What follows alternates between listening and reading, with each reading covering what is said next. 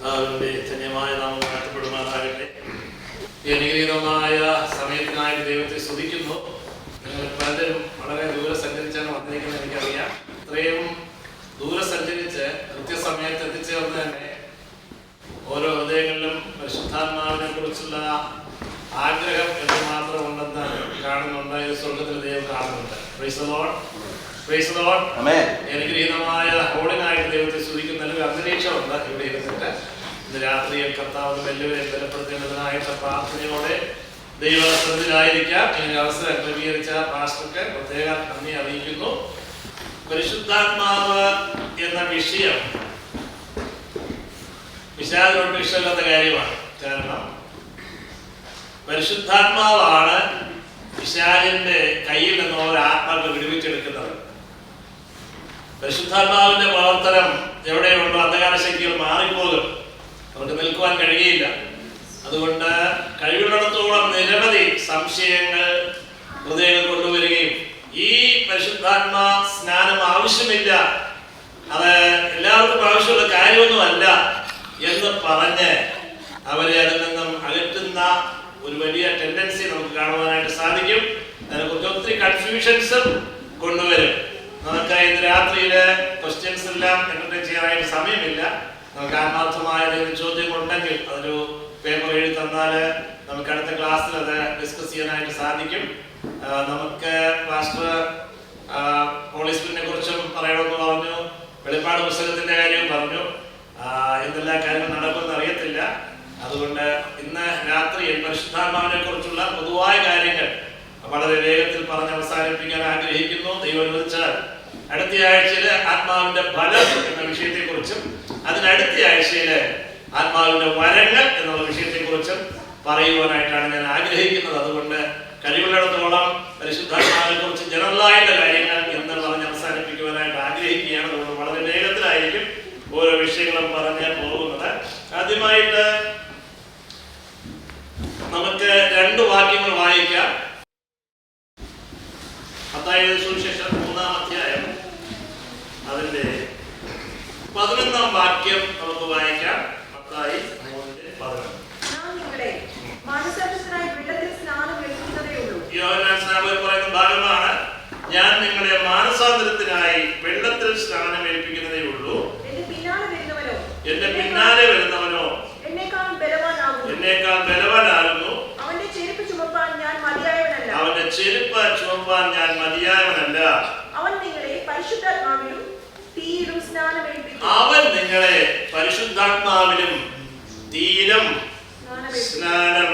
ഏൽപ്പിക്കും. ഒരു വാക്യം കൂടെ വായിക്കാം. അപ്പോസ്തല പ്രവൃത്തി 1-ാം അധ്യായത്തിന്റെ 5-ാം വാക്യം നമുക്ക് വായിക്കാം.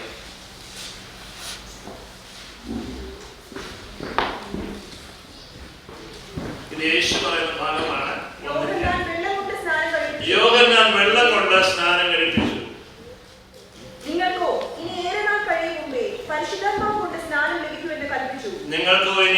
നാൾ കഴിയും മുമ്പേ പരിശുദ്ധാത്മാവ് കൊണ്ട് സ്നാനം ലഭിക്കും എന്ന് കൽപ്പിച്ചു. ഞങ്ങളുടെ നല്ല കർത്താവേ, അനുഗ്രഹീതമായ വചനങ്ങൾക്കായി സ്തോത്രം. ഇന്ന് രാത്രിയിൽ അല്പസമയം കർത്താവിന്റെ പാദപീഠത്തിൽ പരിശുദ്ധാത്മാവിനെ കുറിച്ച് ചിന്തിപ്പാനായിട്ട് ഞങ്ങൾ ഒരുമിച്ച് വന്നിരിക്കുന്നു.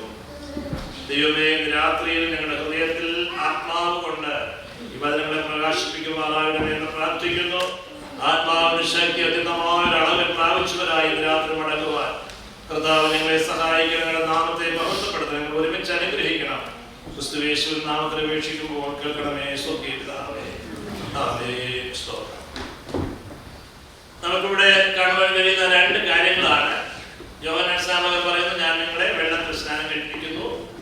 എന്നാൽ ഏറിയ നാൾ കഴിയുന്ന മുമ്പേ, അല്ലെങ്കിൽ എന്റെ പിന്നാലെ വരുന്നവൻ എന്ത് ചെയ്യും? നിങ്ങളെ ആത്മാവ് കൊണ്ടും അഗ്നി കൊണ്ടും സ്നാനം കഴിപ്പിക്കും. അതേ വിഷയം യേശു ഉയർത്തെഴുന്നതിന് ശേഷം സ്വർഗ്ഗാരോഹണം ചെയ്തതിന് തൊട്ടു മുമ്പായിട്ട് ശിഷ്യന്മാരെ വിളിച്ച് പറയുകയാണ്, എന്നോട് കേട്ട പിതാവിന്റെ വാഗ്ദത്തത്തിനായി നിങ്ങൾ കാത്തിരിക്കണം. യെരൂശലേം വിട്ടു പോകാതെ കാത്തിരിക്കണം. ഏറെ നാൾ കഴിയും മുമ്പേ എന്ത് ചെയ്യും? പരിശുദ്ധാത്മാവെന്ന സ്നാനം നിങ്ങൾക്ക് ലഭിക്കും. അവർ കാത്തിരുന്നു, ആത്മസ്നാനം പ്രാപിച്ചു. അതാണ് ദൈവസഭയുടെ തുടക്കമായിട്ട് എല്ലാ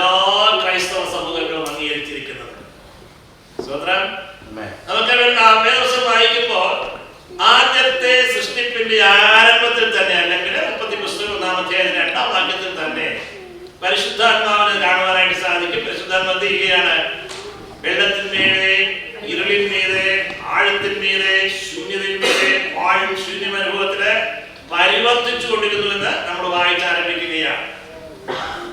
പുതിയ സൃഷ്ടിയായി തീർന്ന ദൈവമക്കളുടെ സുമുഖമാകുന്ന ദൈവസഭയുടെ ആരംഭത്തിലും പരിശുദ്ധാത്മാവിന്റെ പ്രവർത്തനം കാണുവാനായിട്ട് സാധിക്കും. വേദപുസ്തകത്തിന്റെ അവസാന ഭാഗം നമുക്കൊരു വാക്യം കാണുവാനായിട്ട് സാധിക്കും. ഏറ്റവും അവസാന അധ്യായം എടുത്തു കഴിഞ്ഞ് 22-ാം അധ്യായത്തില് നമ്മളിങ്ങനെയാണ് വായിക്കുന്നത്. 17-ാം വാക്യത്തിൽ വരിക എന്ന ആത്മാവ് മണവാട്ടിയും പറയുന്നു, കേൾക്കുന്നവനും വരിക എന്ന് പറയട്ടെ, ദാഹിക്കുന്നവൻ വരട്ടെ, ഇച്ഛിക്കുന്നവൻ ജീവജലം സൗജന്യമായി വാങ്ങട്ടെ. ഒത്തിരി ദർശനങ്ങളും കാര്യങ്ങളെല്ലാം കൊടുത്തിട്ട് അവസാനമായിട്ട് ആ ദൈവത്തിന്റെ ആത്മാവ് ഒരുക്കുന്നതായ ദൈവസഭയും ചേർന്നുകൊണ്ട് പറയുന്ന ഒരു വാക്കാണ് എന്താ? വരിക എന്ന്. പരിശുദ്ധാത്മാവാണ് ഒരു വ്യക്തിയെ ആകർഷിച്ച് ദൈവസഭയിലേക്ക് കൊണ്ടുവരുന്നത്. പരിശുദ്ധാത്മാവാണ് കൺവിക്ട് ചെയ്യുന്നത്, പാപബോധം വരുത്തുന്നത്. പരിശുദ്ധാത്മാവാണ് വിശ്വാസം നൽകുന്നത്. ഇത് നീ പറയുന്നത് കേൾക്കുന്നത് ശരിയാണ് എന്ന് ഹൃദയത്തിനകത്ത് കൺവിക്ട് ചെയ്ത് എന്ത് ചെയ്യുകയാണ്? പാപത്തെക്കുറിച്ചും ദൈവത്തിന്റെ നീതിയെക്കുറിച്ചും ന്യായവിധിയെക്കുറിച്ചും അവന് ബോധം വരുത്തി അവന് ദൈവകൃപയിലേക്ക് കൊണ്ടുവരുന്ന പരിശുദ്ധാത്മാവാണ്. അതേ പരിശുദ്ധാത്മാവ് സഭയെ ഒരുക്കിക്കൊണ്ട് പോകാനായിട്ട് പോവുകയാണ്. അപ്പോൾ ആ പരിശുദ്ധാത്മാവിന്റെ മെയിൻ കൺസേൺ എന്താണ്? ഭാവികൾ മാനസാന്തരപ്പെടണം. അതാണല്ലോ ലോകത്തിൽ ദൈവത്തിന്റെ പ്രവൃത്തി. ഏതെങ്കിലും വിധത്തിൽ നഷ്ടപ്പെട്ടതായ ആദാമ്യ സന്തതികൾ ഒന്നും നഷ്ടപ്പെട്ടു പോകാതെ എല്ലാവരും രക്ഷിക്കപ്പെടണം. അതിനുവേണ്ടി പരിശുദ്ധാത്മാവ് പ്രവർത്തിച്ചുകൊണ്ടിരിക്കുകയാണ്. ആ പരിശുദ്ധാത്മാവിനാൽ വീണ്ടെടുക്കപ്പെട്ട, അല്ലെങ്കിൽ പരിശുദ്ധാത്മാവിനാൽ ദൈവസഭയ്ക്കുള്ളിലേക്ക് വന്നതായ ഓരോ വ്യക്തികളുമാണ് ദൈവസഭ എന്ന് പറയുന്നത്. അപ്പോ ഈ ആത്മാക്കളെ വിളിക്കുന്ന ജോലി, അല്ലെങ്കിൽ ഇവാഞ്ചലിസമാണ്. വരിക വരിക വരിക എന്ന് വിളിക്കുക അല്ലേ? അത് ആത്മാവ് ചെയ്തുകൊണ്ടിരിക്കുകയാണ്. അതോടൊപ്പം ദൈവസഭയും എന്ത് ചെയ്യണം? സഹകരിക്കണമെന്നാണ് അർത്ഥം. എന്തൊക്കെയാ വിളിക്കുന്നത്? ഒന്ന് വായിച്ചു നോക്കിയേ. വരിക എന്ന് ആത്മാവും മണവാട്ടിയും പറയുന്നു. മണവാട്ടി എന്ന് പറഞ്ഞു കഴിഞ്ഞാൽ ദൈവസഭ, നമ്മള്.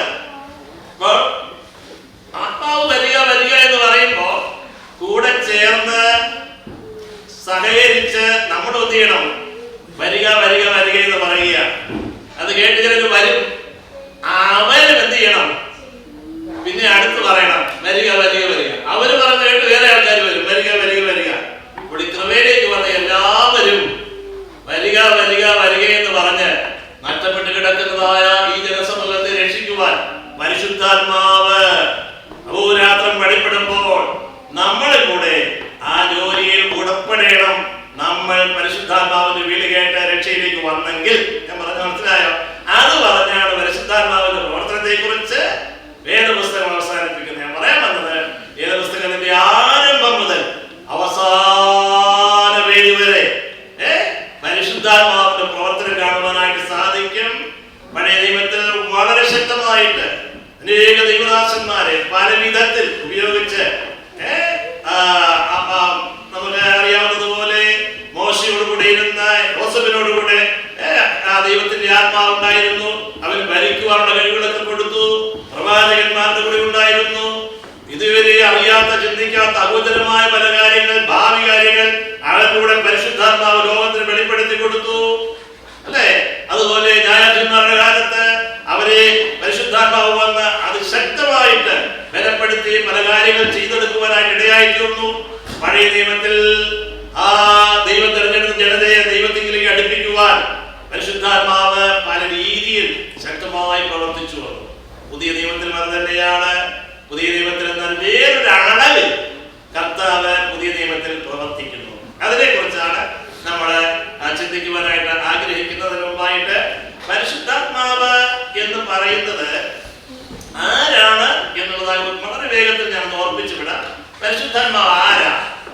പരിശുദ്ധാത്മാവ് എന്ന് പറയുന്നത് പരിശുദ്ധാത്മാവ് എന്ന് പറഞ്ഞ് ഇബ്രായ ഭാഷയിൽ റുവാഹ് എന്നുള്ളതായ RUACH എന്ന് എഴുതാറുണ്ട്. റുവാഹ് എന്നാണ് പറയുന്നത്. അതിന്റെ അർത്ഥം വിൻഡ് എന്നുള്ള അർത്ഥമുണ്ട്, സ്പിരിറ്റ് എന്നുള്ള അർത്ഥമുണ്ട്. ആത്മാവിനും പിന്നെ അതുപോലെ തന്നെ കാറ്റിനും റുവ എന്ന് പറയും. പിന്നെ ഗ്രീക്ക് ഭാഷയിൽ ന്യൂമ എന്ന് പറയും. ന്യൂമ എന്ന് പറഞ്ഞാൽ സെയിം ആണ്, സ്പിരിറ്റ് എന്നുള്ള വാക്കാണ്. അങ്ങനെ പറയാൻ വന്നത് അതിൽ നിന്നാണ് നമുക്ക് ന്യൂമ എന്ന് പറഞ്ഞ സ്പിരിറ്റ് നമ്മുടെ അകത്തുള്ളത് എന്നർത്ഥം. അതിനൊക്കെയാണ് ന്യൂമോണിയായും ഒക്കെ വന്നത്. സെയിം സ്പെല്ലിംഗ് ആണ് ന്യൂമ. അപ്പോൾ പരിശുദ്ധാത്മാവിനെ കുറിച്ചുള്ള പഠനത്തിന് പറയുന്നത് ന്യൂമറ്റോളജി എന്നാണ് ഗ്രീക്ക് ഭാഷയിൽ അങ്ങനെ പറയുന്നു. അപ്പോൾ ഞാൻ പറയാൻ വന്നത് പരിശുദ്ധാത്മാവ് അത് കാറ്റാണ്, അല്ലെങ്കിൽ സ്പിരിറ്റ് ആണ്, ഒരു ശക്തിയാണ് എന്ന് പറയുന്ന ധാരാളം പേരുണ്ട്. അത് ശരിയാണ്. അതേസമയം തന്നെ പരിശുദ്ധാത്മാവ് ഒരു വ്യക്തിയാണ് എന്ന് ദൈവത്തിന്റെ വചനം ഭംഗിയായിട്ട് പറയുന്നുണ്ട്. അതിന് വലിയായിട്ട് പരിശുദ്ധാത്മാവ് സാക്ഷാൽ ദൈവമാണെന്ന് വ്യക്തമായിട്ട് ദൈവത്തിന്റെ വചനം പറയുന്നുണ്ട്. വേണമെങ്കിൽ എടുത്തു നോക്കാം. ഏത് വാക്യമാണ്? അപ്പോസ്തല പ്രവൃത്തി 5-ാം അധ്യായത്തിന്റെ 3-4 വാക്യങ്ങൾ വായിച്ചു നോക്കിയ. അപ്പോസ്തല പ്രവൃത്തി 5-ാം അധ്യായത്തിന്റെ 3-4. അപ്പോൾ പത്രോസ് അനനിയാസേ, പരിശുദ്ധാത്മാവിനോട് വ്യാജം കാണിപ്പാനും ദൈവത്തിന്റെ വേണ്ടി കുറെയെടുത്ത് വെയ്പ്പാനും സാത്താൻ. അവിടെ ആദ്യം പറഞ്ഞത് പരിശുദ്ധാത്മാവിനോട് വ്യാജം കാണിപ്പാനും എന്ന് പറഞ്ഞിട്ട് വായിച്ചു നോക്കിയേ.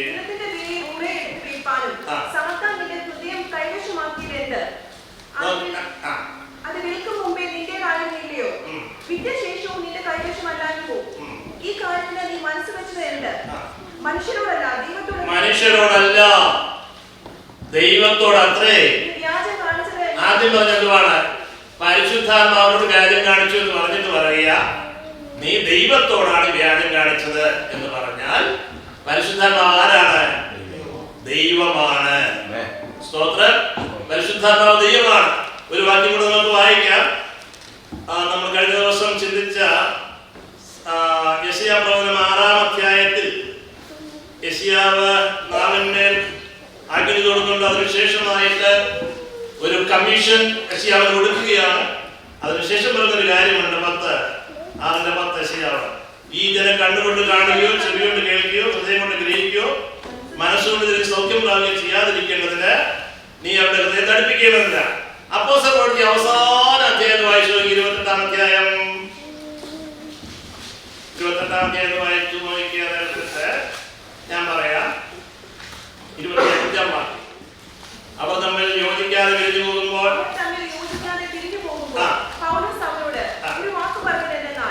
നിങ്ങൾ ചെവി കൊണ്ട് കേട്ടിട്ടും ഗ്രഹിക്കാതിരിക്കും, കണ്ണുകൊണ്ട് കണ്ടിട്ടും കാണാതിരിക്കും, കണ്ണുകൊണ്ട് കാണാതെയും ചെവി കൊണ്ട് കേൾക്കാതെയും. മൊത്തം വായിക്കാൻ ആവശ്യമില്ല. അടുത്ത പാരഗ്രാഫ് നോക്കി. ഈ ജനത്തിന്റെ അടുക്കൽ പോയി പറയുക എന്നിങ്ങനെ പരിശുദ്ധാത്മാവ് യെശയ്യാ പ്രവാചകൻ മുഖാന്തരം. നോക്കിക്കേ, അവിടെ പറഞ്ഞിരിക്കുന്നത് എന്തുവാണ്? പരിശുദ്ധാത്മാവ് യെശയ്യാ പ്രവാചകൻ മുഖാന്തരം. നമ്മൾ അവിടെ കണ്ടത് എന്തായിട്ടാ? സൈന്യങ്ങളുടെ യഹോവയെ കാണുന്നത്. അപ്പോൾ യഹോവ എന്നുള്ള പേരിനകത്ത് പിതാവ് കൊണ്ട് പുത്രനോട് പരിശുദ്ധാത്മാവ് കൊണ്ട് ഇവിടെ പറഞ്ഞിരിക്കുന്ന ആരാ? പരിശുദ്ധാത്മാവ് എന്ന് ഇവിടെ പറഞ്ഞിരിക്കണം. അന്ന് കാണിച്ചത്, അന്ന് സംസാരിച്ചത് പരിശുദ്ധാത്മാവ് എന്നാണ് പറഞ്ഞിരിക്കുന്നത്. ഞാൻ പറഞ്ഞു മനസ്സിലായോ? അപ്പോൾ ഈ പരിശുദ്ധാത്മാവ് എന്ന് പറയുന്നത് സാക്ഷാൽ ദൈവമാണ് എന്നുള്ള ഭയം നമുക്കുണ്ടായിരിക്കണം. പലരും വിചാരിക്കുന്നത് ഇത് നമ്മെ സഹായിക്കാൻ വേണ്ടി തന്നിരിക്കുകയാണ്, അതുകൊണ്ട് ഒരു സഹായിയാണ്, ഒരു ദാസനാണ്, നമ്മുടെ കമാൻഡ് അനുസരിച്ച് അങ്ങ് പ്രവർത്തിക്കാൻ വേണ്ടി ദൈവത്തിന്റെ ശക്തി നമ്മുടെ കമാൻഡ് അനുസരിച്ച് അങ്ങോട്ട് ചെയ്യാൻ വേണ്ടി തന്നിരിക്കുന്ന ഒരു ശക്തിയാണ് എന്ന് ചിന്തിക്കുന്ന പലരുമുണ്ടല്ല. പരിശുദ്ധാത്മാവ് സാക്ഷാൽ ദൈവമാണ് എന്നുള്ള ഭയത്തോടെ വേണം പരിശുദ്ധാത്മാവിനെ കുറിച്ച് നമ്മൾ സംസാരിക്കാനും പരിശുദ്ധാത്മാവിന് വേണ്ടി കാത്തിരിക്കാനും പരിശുദ്ധാത്മാവിനെ കുറിച്ചുള്ള ഓരോ കാര്യങ്ങൾ നമ്മൾ ചെയ്യാനായിട്ട്. ഞാൻ പറഞ്ഞ് മനസ്സിലാകുന്നുണ്ടോ? കേവലം കളിക്കാനും ചുമ്മാതെ ദൈവം തന്നിരിക്കുക നമ്മളെ സഹായിക്കാൻ വേണ്ടി ദൂതന്മാരെ പോലെ, നമ്മുടെ സേവാത്മാക്കളെ പോലെ നമുക്ക് പരിശുദ്ധാത്മാവിന്റെ ശക്തി ഉപയോഗിച്ച് ഓരോ കാര്യങ്ങൾ ചെയ്യാൻ നമുക്ക് നമ്മുടെ കാര്യങ്ങൾ നേടിയെടുക്കാൻ വേണ്ടി തന്നിരിക്കുന്ന ഒരു കാര്യമാണ് ആത്മാവേ എന്നുള്ള ചിന്ത നമ്മുടെ ഹൃദയത്തിൽ നിന്ന് മാറ്റിക്കളയണം. ആമേൻ. പരിശുദ്ധാത്മാവ് സാക്ഷാൽ ദൈവമാണ് എന്നുള്ള ചിന്ത ആഴമായി നമ്മുടെ ഹൃദയങ്ങൾ പറയും. രണ്ടാമതായിട്ട് പരിശുദ്ധാത്മാവിന് ദൈവത്തിന് എന്തെല്ലാം കാര്യങ്ങളാണോ നമ്മളെ കൊടുത്തിട്ടുള്ളത്, അല്ലെങ്കിൽ സാധാരണ മനുഷ്യർക്കില്ലാത്ത കാര്യങ്ങളുണ്ട്, അതെല്ലാം പരിശുദ്ധാത്മാവിനുണ്ട്. പരിശുദ്ധാത്മാവിന് നിത്യതയുണ്ട്. എബ്രായർ 9:14 അവിടെ പറഞ്ഞിരിക്കുന്നത് നിത്യാത്മാവിനാൽ പരിശുദ്ധാത്മാവിന്റെ എറ്റേണിറ്റി, അവിടെ എറ്റേണൽ സ്പിരിറ്റ് എന്നാണ് പറഞ്ഞിരിക്കുന്നത്. രണ്ടാമതായിട്ട് പരിശുദ്ധാത്മാവിന് സർവജ്ഞാനമുണ്ട്. സർവജ്ഞാനിയാണ് പരിശുദ്ധാത്മാവ്. 1 കൊരിന്ത്യർ 2:10. ഞാൻ ഓരോ വാക്യം മാത്രം തന്നു വിടുന്നേ ഉള്ളൂ, അത് വിശാലമായ സ്റ്റഡീസ് നമുക്ക് സമയമില്ല. മൂന്നാമതായിട്ട് പരിശുദ്ധാത്മാവ് സർവശക്തനാണ്. പരിശുദ്ധാത്മാവിന് സർവശക്തിയുണ്ട്. യോബ് 26:13. ഓക്കെ. അതുപോലെ തന്നെ ക്രിയേഷൻ വർക്കിലെ പരിശുദ്ധാത്മാവിന്റെ സ്ഥാനം വളരെ വലിയതാണ് അല്ലെ? 1-ാം അധ്യായത്തിന്റെ 31:2 നമ്മൾ വായിച്ചതുപോലെ, പറഞ്ഞതുപോലെ. നാലാമതായിട്ട് പരിശുദ്ധാത്മാവ് ഓംനി പ്രസന്റ് ആണ്, സർവവ്യാപിയാണ്. സങ്കീർത്തനം 139:7 എന്റെ ആത്മാവിനെ ഒളിച്ച് ഞാന് എവിടെ പോയാലും നിന്റെ ആത്മാവുണ്ട്. സർവവ്യാപിയാണ് ദൈവത്തിന്റെ പരിശുദ്ധ ആത്മാവ്. 1 കൊരിന്ത്യർ 3:16, റോമർ 8:9 നമ്മുടെ എല്ലാവരുടെയും ഹൃദയത്തിൽ വസിക്കുന്നുണ്ട്. സർവ്വവ്യാപി ഇവിടെ വസിക്കുന്നുണ്ട്. ഇന്ത്യയിലുള്ള ദൈവഭക്തന്മാരുടെ ഹൃദയത്തിൽ പരിശുദ്ധാത്മാവ് വസിക്കുന്നുണ്ട്. അമേരിക്കയിൽ വസിക്കുന്നുണ്ട്. സർവ്വവ്യാപിയാണ്. ദൈവത്തിനുള്ളതായ പ്രധാനപ്പെട്ട നമ്മളെ പ്രത്യേക ആട്രിബ്യൂട്ട്സ് അസ്ക്രൈബ് ചെയ്ത 3-4 കാര്യങ്ങളാണ്. ഒന്ന്, ഇറ്റേണിറ്റി, ദൈവം മാത്രമാണ് നിത്യൻ. നമ്മളെല്ലാം ഭാവി കാലത്തിലേ ഉള്ളൂ നിത്യത, പഴയകാല നിത്യത ഇല്ല. അതുപോലെ സദൈവ ജീവൻ, സർവശക്തൻ ദൈവം മാത്രം, സർവജ്ഞാനി ദൈവം മാത്രം, സർവവ്യാപി ദൈവം മാത്രം. ഇതെല്ലാ കാര്യങ്ങളും പരിശുദ്ധാത്മാവിന്റെ പ്രവർത്തനങ്ങളുള്ള ബന്ധത്തിൽ പറഞ്ഞിട്ടുണ്ട്. അതുകൊണ്ട് പരിശുദ്ധാത്മാവ് സാക്ഷാൽ ദൈവമാണ്. ഇനി ദൈവത്തിന് മാത്രം ചെയ്യാൻ കഴിയുന്നതായ കാര്യങ്ങൾ പരിശുദ്ധാത്മാവ് ചെയ്യുന്നതായിട്ട് പറഞ്ഞിട്ടുണ്ട്. ഒന്ന്, സൃഷ്ടിയെ കുറിച്ച് പറയുമ്പോൾ പല വാക്യങ്ങളുണ്ട്, ഞാൻ ഓടിച്ചു വിട്ടേക്കാം. സൃഷ്ടിക്കുന്നുണ്ട് പരിശുദ്ധാത്മാവ്. അതുപോലെ ജീവൻ നൽകുന്നു പരിശുദ്ധാത്മാവ്. ദൈവത്തിന് മാത്രമേ ജീവൻ നൽകാൻ കഴിയുകയുള്ളൂ. പ്രവാചകന്മാരെ ഇൻസ്പയർ ചെയ്യുന്നുണ്ട്. അതുപോലെ വീണ്ടും ജനനത്തിലേക്ക് ആത്മാവിനാൽ ജനിക്കുക, വീണ്ടും ജനനം നടത്താനായിട്ട്. അതുപോലെ റോമർ 8:11 ആത്മാവ് ജീവിപ്പിക്കുന്നു എന്ന് പറഞ്ഞാൽ മരണത്തിൽ നിന്ന് ഉയർത്തെഴുന്നേൽപ്പിക്കുന്ന ആത്മാവ്. അതുപോലെ രൂപാന്തരം വരുത്തുന്നു, ട്രാൻസ്ഫോർമേഷൻ ഓഫ് പവർ 2 കൊരിന്ത്യർ 3:18. ഇതെല്ലാം ദൈവത്തിന് മാത്രം ചെയ്യാൻ കഴിയുന്ന കാര്യങ്ങൾ പരിശുദ്ധാത്മാവ് ചെയ്യുന്നു. അതുകൊണ്ട് ആരാണ് പരിശുദ്ധാത്മാവ്? കേവലം ശക്തിയല്ല. പരിശുദ്ധാത്മാവ് ആരാണ്? നിത്യനായ ദൈവമാണ്. ആ ദൈവത്തോടുള്ള ഭയത്തോട് വേണം പരിശുദ്ധാത്മാവിനെ കുറിച്ച് നമ്മൾ ചിന്തിക്കുവാനും പറയുവാനും ആഗ്രഹിക്കുവാനുമില്ല. പരിശുദ്ധാത്മാവാണ് നമ്മുടെ ഹൃദയത്തിലേക്ക്, ദൈവമാണ് പരിശുദ്ധാത്മാവ് നമ്മുടെ ഹൃദയത്തിലേക്ക് വരുമ്പോൾ വരുന്നത് ദൈവത്തെയാണ്. ആത്മസ്നാനം പ്രാപിച്ച ദൈവമക്കൾ വഹിച്ചുകൊണ്ട് നടക്കുന്നത് എന്നുള്ളതായ ചിന്തയും ആ ഉത്തരവാദിത്വവും ആ ഭയവും നമ്മുടെ ഹൃദയത്തിനകത്ത് ഉണ്ടായിരിക്കണം. രണ്ടാമതായിട്ട് വളരെ വേഗത്തിൽ പറയാൻ ആഗ്രഹിക്കുന്ന ഒരു കാര്യം പരിശുദ്ധാത്മാവിന്റെ ആളത്വമാണ്. പരിശുദ്ധാത്മാവിന്റെ ആളത്വം എന്ന് പറഞ്ഞാല് പരിശുദ്ധാത്മാവ് കേവലം ഒരു ശക്തിയല്ല. ഇലക്ട്രിസിറ്റിക്ക് ആളത്വമുണ്ടോ? ഇലക്ട്രിസിറ്റിക്ക് ഭയങ്കര കാര്യങ്ങൾ ചെയ്യാൻ കഴിയും.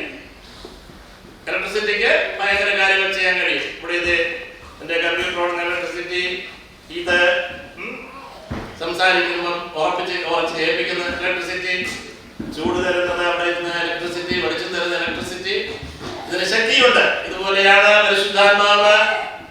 നമ്മൾ വരുമ്പോഴത്തേക്കും പല രീതിയിലാണ്. ദൈവസഭയ്ക്ക് എന്തെല്ലാം ആവശ്യമുണ്ട്, ഇതെല്ലാം ആവശ്യമുണ്ട് അല്ലേ? എല്ലാം കൂടെ ലൈറ്റായാലും നമുക്കിതൊന്നും നടക്കത്തില്ല, എല്ലാം കൂടെ ലൈറ്റായാലും നടക്കത്തില്ല. ഇതേപോലെ ആ ദൈവസഭയ്ക്ക് ആവശ്യമായത് ആർക്കൊക്കെ കൊടുക്കണം? ഇച്ഛിക്കുന്നവന് വലത്തു കൊടുത്ത് ദൈവസഭയിൽ പ്രകാശമായി ദൈവസഭയിലെ ആവശ്യമായ എല്ലാ വിഷയങ്ങളും ചേർത്ത് കൊണ്ടുപോകുന്നതാണ് വരങ്ങൾ എന്നുള്ളത്. ആ വിഷയം വരുമെന്ന് നമുക്ക് ചിന്തിക്കാം. അപ്പൊ പരിശുദ്ധാത്മാവിന് ഇലക്ട്രിസിറ്റിക്ക് ശക്തി ഉണ്ടെങ്കിലും അത് വ്യക്തിയല്ല. എന്നാല് പരിശുദ്ധാത്മാവ് കേവലം ശക്തി തന്നെയല്ല, വ്യക്തിയും കൂടെയാണ്. നമുക്ക് ദൈവത്തെ മഹത്വപ്പെടുത്താം. അപ്പോൾ ആ വ്യക്തിത്വം എങ്ങനെ നമുക്ക് മനസ്സിലാക്കാനായിട്ട് സാധിക്കുമ്പോൾ ഇവിടുന്ന് വളരെ വേഗത്തിൽ ഒരു വ്യക്തിക്ക് മനസ്സ് ഉണ്ട്, ഒരു വ്യക്തിക്ക് ഇമോഷൻസ് ഉണ്ട്, ഒരു വ്യക്തിക്ക് തീരുമാനമെടുക്കാനുള്ള കഴിവ് അല്ലെങ്കിൽ വിൽ പവർ ഉണ്ട്. അപ്പോൾ ഈ മൂന്ന് കാര്യങ്ങളും പരിശുദ്ധാത്മാവിനുള്ളതായിട്ട് ദൈവത്തിന്റെ വചനത്തിൽ രേഖപ്പെടുത്തിയിട്ടുണ്ട്. ഒന്നാമതായിട്ട് റോമലേഖനം 8:27 ആ പരിശുദ്ധാത്മാവിന്റെ മനസ്സ് എന്ന് പറഞ്ഞിട്ടുണ്ട്. 1 കൊരിന്ത്യർ 2:11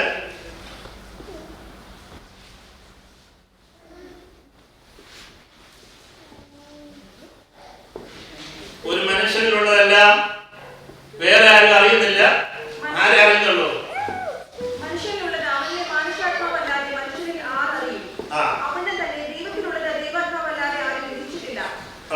നാമോ ലോകത്തിന്റെ ആത്മാവിനെ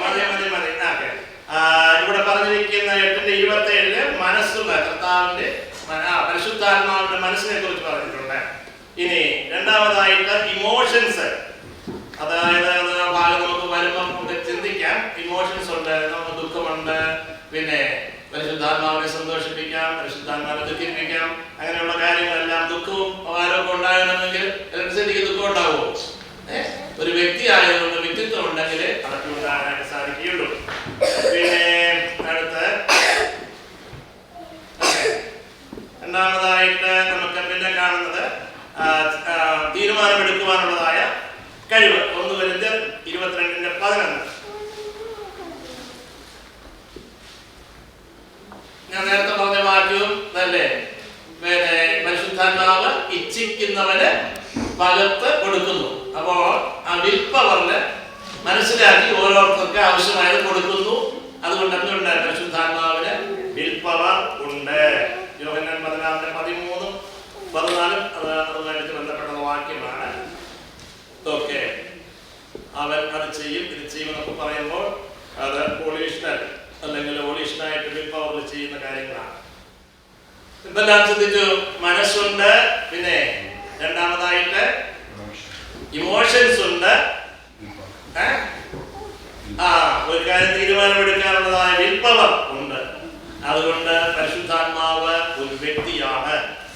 അടുത്തതായിട്ട് രണ്ടാമതായിട്ട് പരിശുദ്ധാത്മാവിന് പ്രോനൗൺസ് ഉപയോഗിച്ചിരിക്കുന്നത്. എന്തോ പ്രോനൗൺസ്?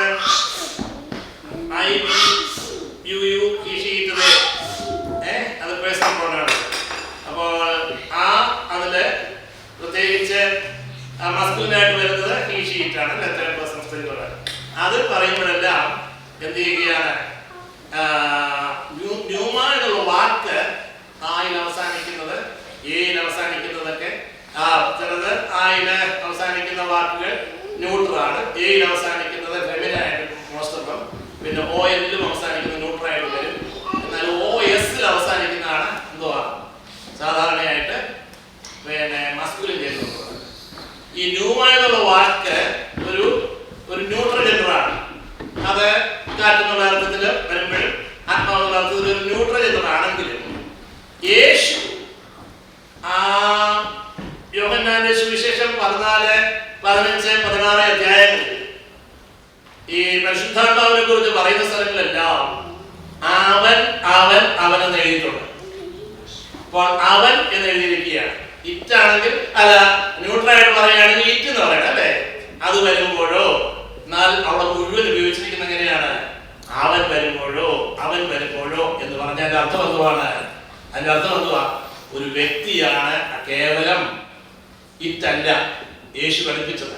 തന്നെയല്ല കൊടുത്ത പേര് പാരക്ലീറ്റോസ്. ഞാൻ നേരത്തെ ഓർമ്മിച്ചല്ലോ, വോയിസ് അവസാനിക്കുന്ന എന്തുവാണ്?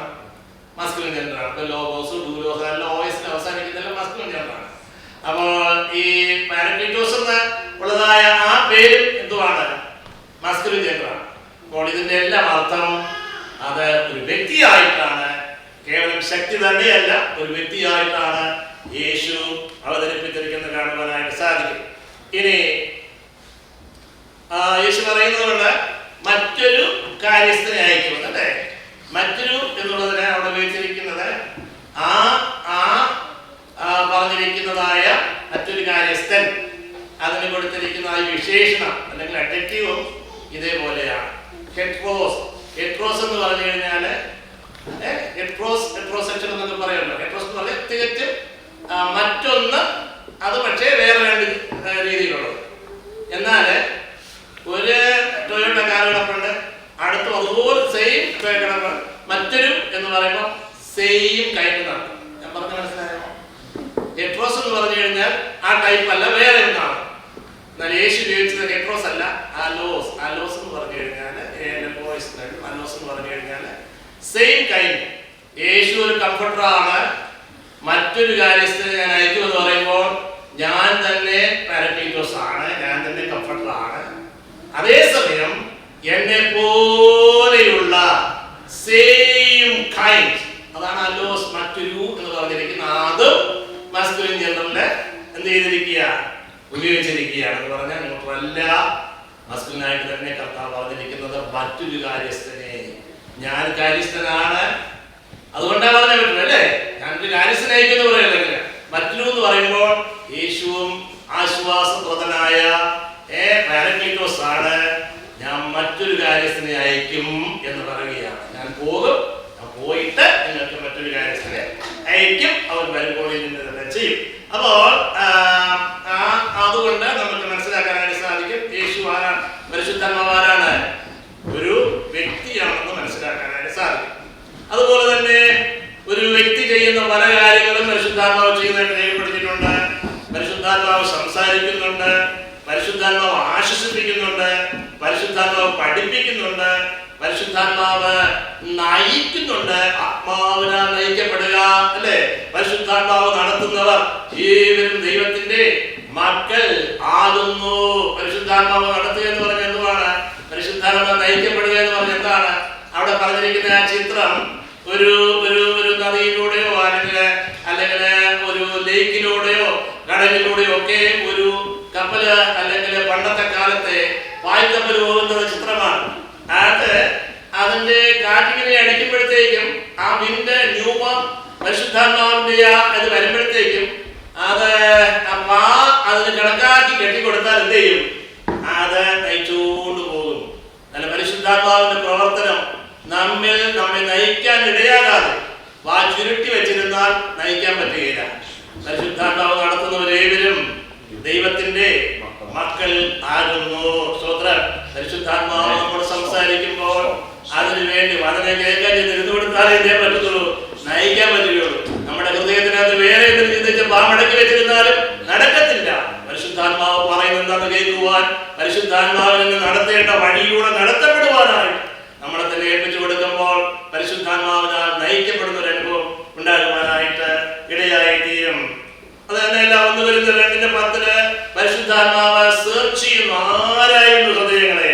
പരിശുദ്ധാത്മാവ് നയിക്കുന്നു, അതുപോലെ പരിശുദ്ധാത്മാവ് വിലക്കുന്നു അല്ലേ.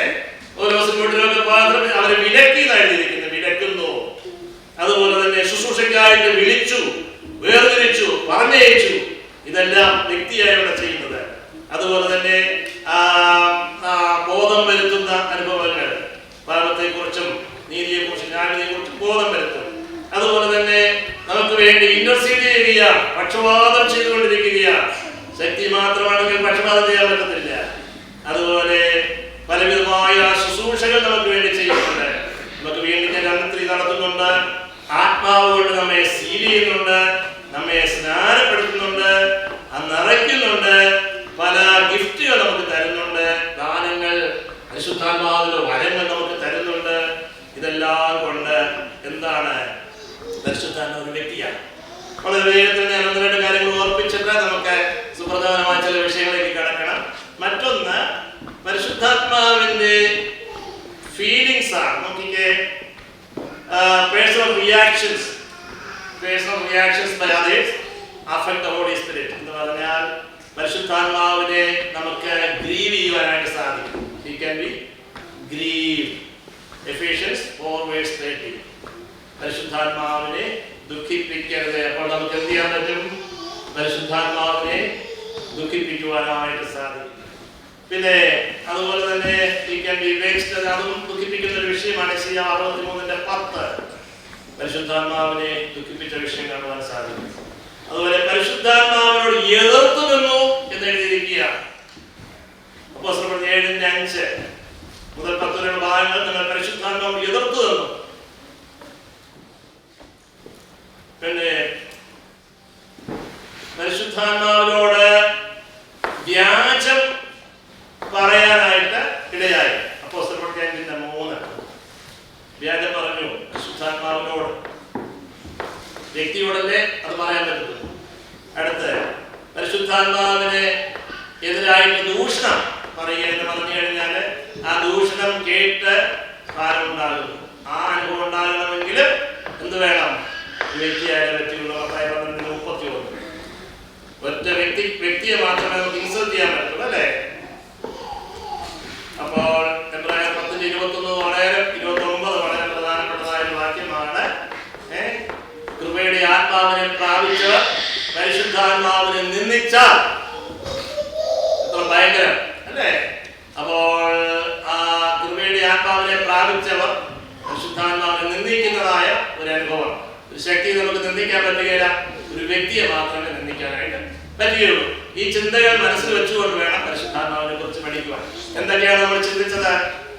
പരിശുദ്ധാത്മാവ് സർവശക്തനായ ദൈവമാണ്.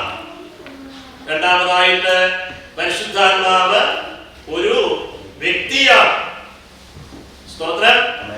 ഇനി യേശു പരിശുദ്ധാത്മാവിനെ കുറിച്ച് പറഞ്ഞ 1-2 വിഷയങ്ങൾ പറഞ്ഞിട്ട് നമുക്ക് രക്ഷിക്കപ്പെടുമ്പോൾ നാം പ്രാപിക്കുന്നതായ ആത്മാവും പരിശുദ്ധാത്മ സ്നാനവും രണ്ടും 2 എക്സ്പീരിയൻസ് ആണെന്ന് നമുക്ക് ചിന്തിക്കാം.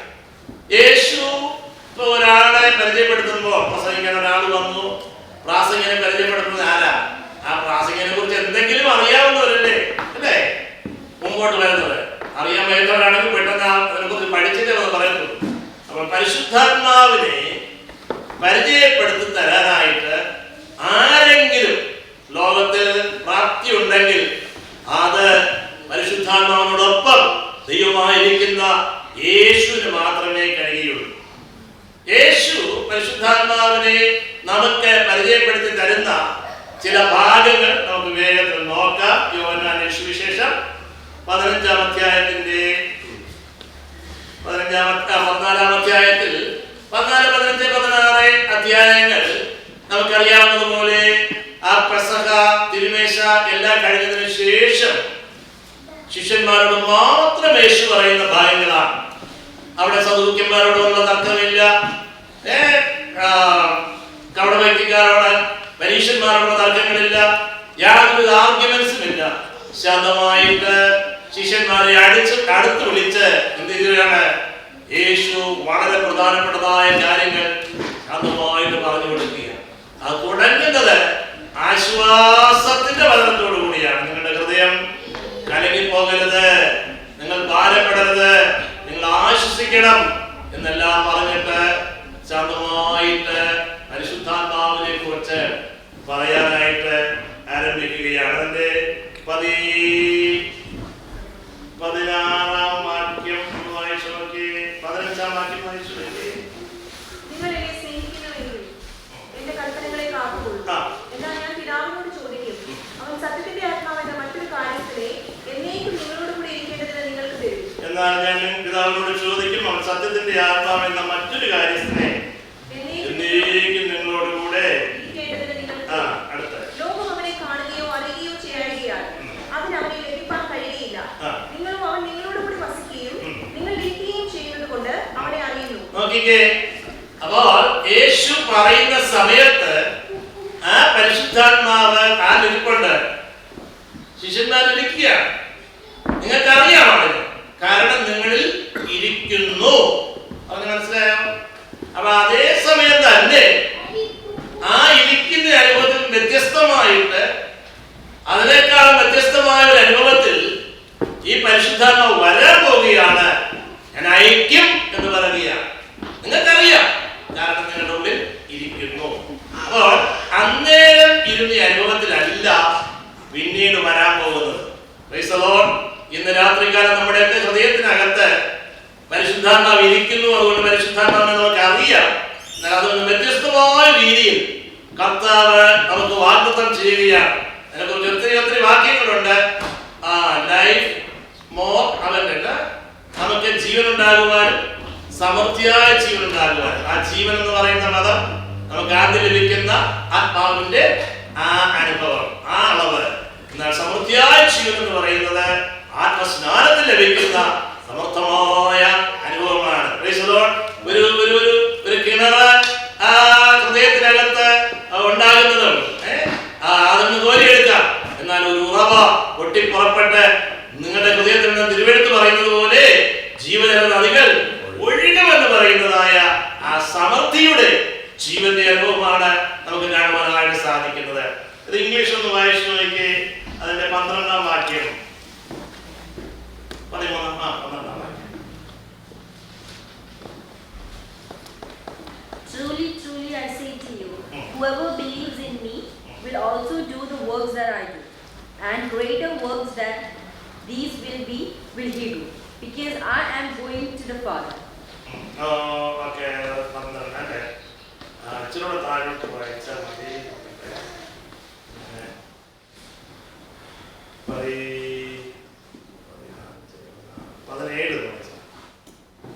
17.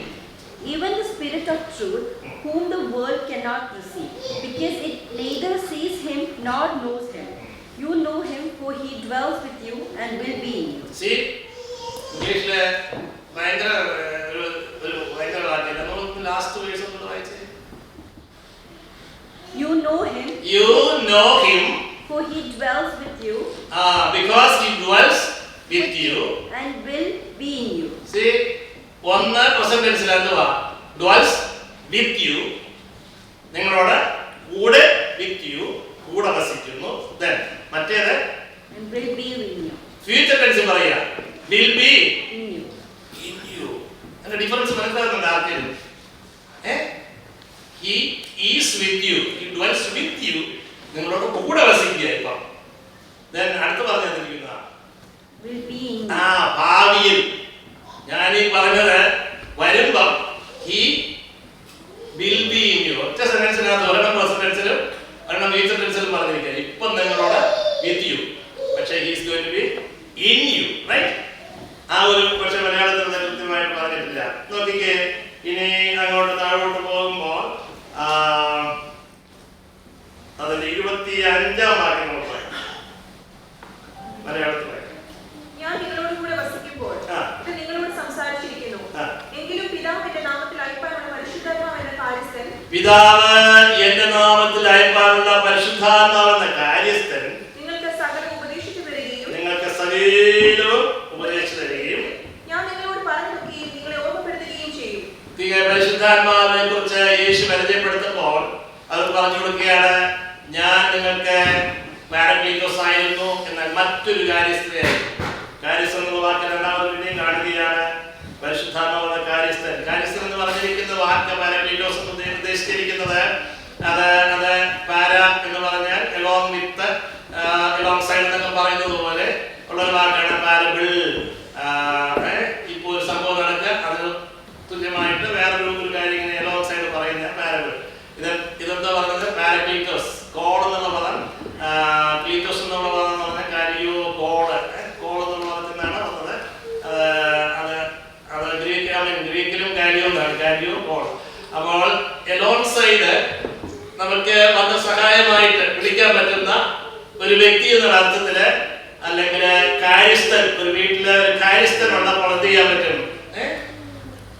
ആ എല്ലാ വിഷയങ്ങളും നമുക്ക് വേണ്ടി ചെയ്യുന്നവരാണ്.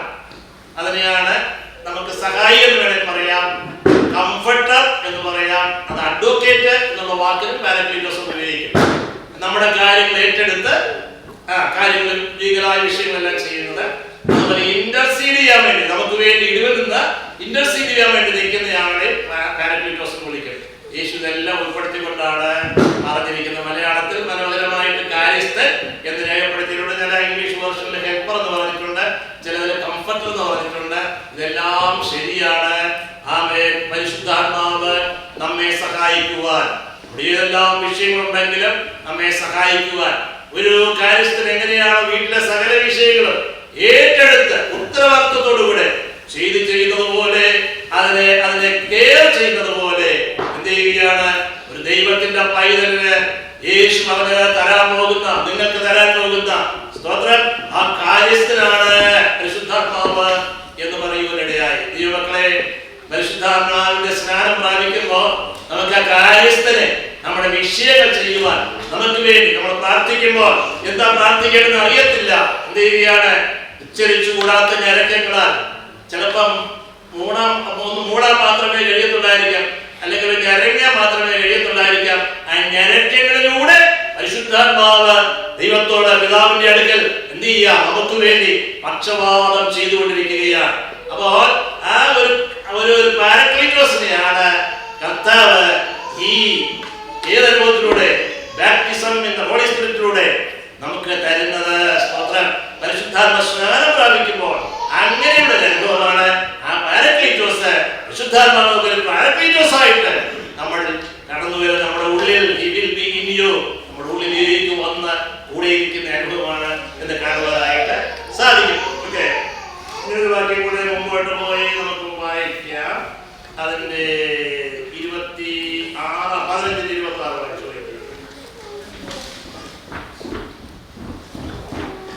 നമ്മളിപ്പം വായിച്ച വാക്യത്തിനകത്ത് പറഞ്ഞിരിക്കുന്ന പരിശുദ്ധാത്മാവ് നിങ്ങൾക്ക് സകലവും ഉപദേശിച്ചു തരും. He will teach you everything. നമുക്ക് ഇന്ന് കമ്പ്യൂട്ടറിൽ കഴിച്ചു കൊടുത്തു കഴിഞ്ഞാൽ എന്തോ വിഷയം വേണമെങ്കിലും കിട്ടും. പരിശുദ്ധാത്മാവ് സകലവും അണ്ടർലൈൻ ചെയ്ത് നമുക്ക് എന്തെല്ലാം അറിയണമോ അത് മുഴുവനും നമുക്ക് പരിശുദ്ധാത്മാവ് ഉപദേശിച്ചു തരും. എന്റെ കൂടെ 1ാം ക്ലാസ്സിൽ പഠിച്ച ഒരു സത്യദാസ് എന്ന് പറഞ്ഞ ബ്രദറുണ്ട്. അദ്ദേഹം 1ാം ക്ലാസ്സിൽ വെച്ച് പഠിത്തം നിർത്തി. പിന്നെ ഞാനങ്ങ് മറന്നുപോയി. പുള്ളി ഇങ്ങനെയുള്ള വിദ്യാഭ്യാസമൊന്നും ഇല്ലാത്തതുകൊണ്ട് ചാടകോട്ടെ വെച്ച് വന്ന് പുള്ളി അങ്ങനെ ജീവിച്ചു. ഞാൻ നാട്ടിൽ നിന്ന് പോയിട്ട് കണ്ടില്ല. അനേക വർഷങ്ങൾക്ക് ശേഷം ഞങ്ങളുടെ ചർച്ചില് ഒരു ഗസ്റ്റ് സ്പീക്കർ വരുന്നുണ്ട്. അന്ന് ശുശ്രൂഷയെല്ലാം കഴിഞ്ഞപ്പോഴാണ് പരിചയപ്പെട്ടപ്പോഴാണ് അയ്യോ എന്റെ കൂടെ 1ാം ക്ലാസ്സിൽ പഠിച്ച ഈ സത്യദാസ് ഈ കൂടെ റോഡെ ഇതെല്ലാം ചുമന്നാണ്. ആ സത്യദാസ് ബൈബിൾ കോളേജിൽ പിള്ളേരുണ്ട്. പിള്ളേരെ എല്ലാം ശുശ്രൂഷിക്കാനായിട്ട് വിളിച്ചതാണ്. അനുഗ്രഹകരമായ രീതിയിൽ ഒരു PhD-കാരന് പറയുവാൻ കഴിയാത്ത ജ്ഞാനത്തോടുകൂടെ ആത്മനിറവോടുകൂടെ ഇതുവരെ കേൾക്കാത്ത അനേക ആത്മീയ മർമ്മങ്ങൾ അവിടെ നിന്ന് പറയുന്നത് കേട്ടപ്പോൾ അത്ഭുതപ്പെട്ടു പോയി. നമുക്ക് സെക്യുലറായ വിദ്യാഭ്യാസം ഒന്നുമില്ലെങ്കിലും ജ്ഞാനവും പരിജ്ഞാനവും ദൈവത്തിന്റെ വചനത്തിന്റെ ആഴങ്ങൾ വെളിപ്പെടുത്തി കൊടുത്ത് ദൈവം ഒരു വ്യക്തി ഉപയോഗിക്കുന്നത് ഓർക്കുമ്പോൾ ഞാൻ ദൈവത്തെ സ്തുതിക്കുകയാണ്. അല്ലാതെ നാച്ചുറലായിട്ട് ഒരു അക്ഷരം മുമ്പ് നിന്ന് പറയാനായിട്ട് കഴിയില്ലാത്ത ആ മനുഷ്യൻ ദൈവത്തിന്റെ ആത്മാവിനെ പ്രാപിച്ച് ഇതൊന്നും ഞാൻ അറിഞ്ഞില്ല, രക്ഷിക്കപ്പെട്ടതോ ഈ കൃപയും ഒന്നും ഞാൻ അറിഞ്ഞില്ല, അവൻ അവിടെ നിന്ന് പറഞ്ഞപ്പോൾ അക്കത്താമദാസൻ പറഞ്ഞപ്പോൾ അത്ഭുതപ്പെടുവാനിടയായി. നിരവധി സംഭവങ്ങൾ കാണുവാനായിട്ട് സാധിക്കും. നമ്മുടെ ഹൃദയത്തിനകത്ത് ദൈവത്തിന്റെ ആത്മാവ് നമുക്ക് പഠിപ്പിച്ചു തരും, പിന്നെ ഉപദേശിച്ചു തരും, പിന്നെ ഓർമ്മപ്പെടുത്തും. പല കാര്യങ്ങളും നമ്മൾ മറന്നു പോകും, പക്ഷേ സകലവും കർത്താവ് നമുക്ക് ഓർമ്മപ്പെടുത്തിക്കൊണ്ടേയിരിക്കും. ഈ ഒരു ദൈവത്തിന്റെ പൈതലാണെന്ന് ഓർമ്മപ്പെടുത്തിക്കൊണ്ടിരിക്കും. എന്റെ ഉത്തരവാദിത്തങ്ങൾ ഇതാണെന്ന് ഓർമ്മപ്പെടുത്തിക്കൊണ്ടേയിരിക്കും. നമുക്ക് ഇഗ്നോർ ചെയ്യാം, പക്ഷേ പരിശുദ്ധാത്മാവ് അത് ഓർമ്മപ്പെടുത്തിക്കൊണ്ടേയിരിക്കും. നമുക്ക് 26-ാം വാക്യം 15-26 വായിച്ചു. 15:26 മലയാളത്തിൽ വായിച്ചാൽ മതി.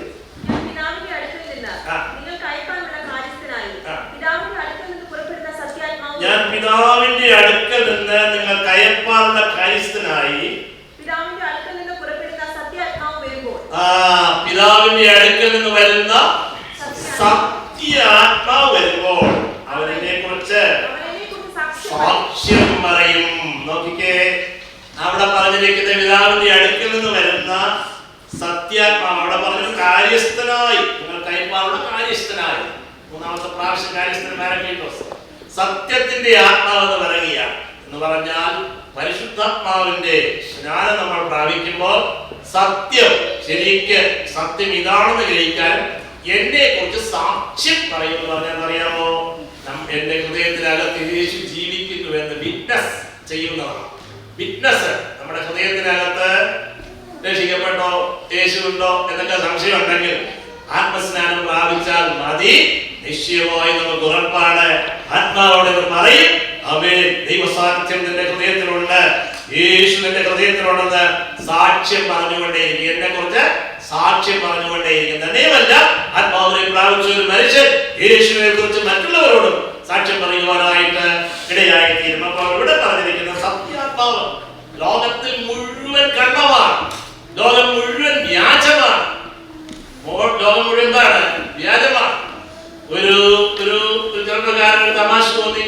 ഒരു സൂപ്പർ മാർക്കറ്റ് അടയ്ക്കുന്നതിന് മുമ്പേ അവൻ അകത്ത് കയറി പറ്റി. സൂപ്പർ മാർക്കറ്റ് എല്ലാം അടച്ചിട്ട് ആൾക്കാരെല്ലാം വീട്ടിൽ പോയി. രാത്രി അവൻ എന്ത് ചെയ്യുന്ന അവിടെ ഇരുന്നുകൊണ്ട് അവിടെ കിടന്ന അവനെ ഇതിനകത്ത് ഇരുന്നുകൊണ്ട് അവന്റെ ഓരോ പരിപാടി ഫ്രിഡ്ജിന്റെ ആ ജാഗ് എടുത്തുകൊണ്ട് വന്ന് എന്ത് ചെയ്തെന്ന് അറിയാമോ? ഈ പേനയ്ക്കും ബുക്കിനും ഒക്കെ കിട്ടും. മൈക്രോവേവിന്റെ എടുത്തുകൊണ്ട് വന്ന ഒരു ചെരുപ്പിന് കൊണ്ടിട്ടു. പിന്നെ ഇതേപോലെ ചെരുപ്പിന്റെ എടുത്തുകൊണ്ട് വന്ന മൈക്രോവേവിൽ ഇട്ടു. പിന്നെ അതുപോലെ പേനയുടെ എടുത്തുകൊണ്ട് വന്ന ഫ്രിഡ്ജിലിട്ടു. ഇതുപോലെ വില കൂടിയ സാധനങ്ങളെല്ലാം വില കുറഞ്ഞ സാധനത്തിന് കൊണ്ടുവന്ന് എന്ത് ചെയ്തു? ചാകിട്ടു. വില കുറഞ്ഞ വില കൂടിയത് കൊണ്ടിട്ടു. പിറ്റേ ദിവസം ആൾക്കാരെല്ലാം രാവിലെ വന്നു. ആൾക്കാർക്ക് വില കണ്ടപ്പം ഇടയ്ക്കിടയ്ക്കിങ്ങനെ സെയിൽ കൊടുക്കും. വില കണ്ടപ്പോൾ ഭയങ്കര സന്തോഷമായി. ആൾക്കാരെല്ലാം തള്ളിക്കൊണ്ട് കൗണ്ടറിൽ വന്നപ്പോഴാണ് ഇവര് പറഞ്ഞു, ഇവിടെ എന്തോ സംഭവിച്ചിരിക്കുന്നു. എന്താ സംഭവിച്ചിരിക്കുന്നത്? ഇതിനകത്ത് ഒരുത്തൻ വില മുഴുവൻ മാറ്റിയിട്ടിരിക്കുകയാണ്. പറഞ്ഞ മനസ്സിലായോ? ലോകത്തിൽ എന്താണ് സംഭവിച്ചിരിക്കുന്നത്? ലോകത്തിൽ എന്താ സംഭവിച്ചിരിക്കുന്നത്? സകലത്തിന്റെ വിലയുള്ളതിനെല്ലാം വിലയില്ലാത്തതും വിലയില്ലാത്ത കാര്യങ്ങൾ വിലയുള്ളതുമായിട്ട് എന്ത് ചെയ്യുകയാണ്? സാത്താൻ കള്ളത്തിന്റെ ആത്മാവ്, വ്യാജത്തിന്റെ ആത്മാവ് ഹൃദയത്തിനകത്ത് പറഞ്ഞു, നീ അതിന്റെ കുഴപ്പമൊന്നുമില്ല, അതിന്റെ സകല പാപങ്ങളും, നീ മരിക്കുന്നവരുടെ സകല പാപങ്ങളും വേണ്ടിയാണ് യേശു മരിച്ചത്, അതുകൊണ്ട് നീ എന്താ ചെയ്താലും കുഴപ്പമില്ല. ഭയങ്കര ടീച്ചിങ് ആണ്. ഇന്ന് അനേക ചർച്ചകൾ പഠിപ്പിക്കുന്നതാണ്. നമുക്ക് വേണ്ടിയുള്ളതായ സകല പാപങ്ങൾക്കും വേണ്ടിയുള്ളതായ സകലവും യേശു കാൽവരിയിൽ തീർത്തു കഴിഞ്ഞു. ഇനി നമുക്ക് എങ്ങനെ വേണ്ടി ജീവിക്കാം?